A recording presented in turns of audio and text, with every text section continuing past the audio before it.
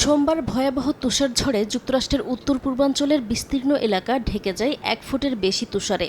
সড়ক ও রেল যোগাযোগ বন্ধ হয়ে যায়। হাজার হাজার ফ্লাইট বাতিল হয়ে ভোগান্তিতে পড়েন বহু যাত্রী। ঝড়ের তীব্রতায় বাড়ি ও ব্যবসা প্রতিষ্ঠান বিদ্যুৎহীন হয়ে পড়ে।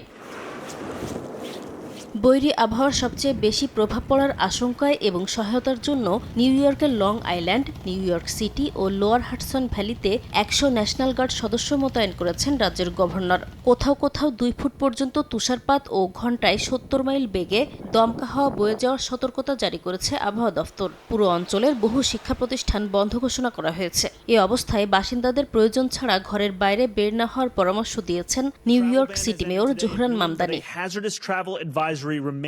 নুডলস খান নাই তো নুডলসই খান নাই।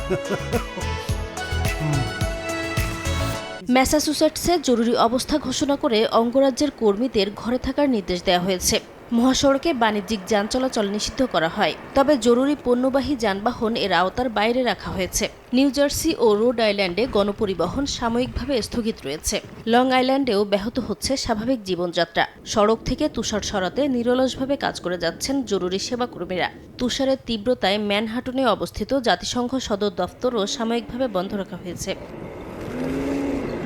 এদিকে বৈরী আবহাওয়ার মধ্যে নিউ ইয়র্ক সিটির সেন্ট্রাল পার্কে আনন্দ খুঁজে নিতে দেখা যায় অনেককে।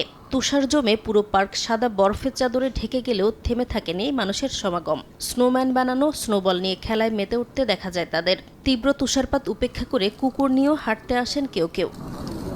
নাসরিন রুমি, সময় সংবাদ।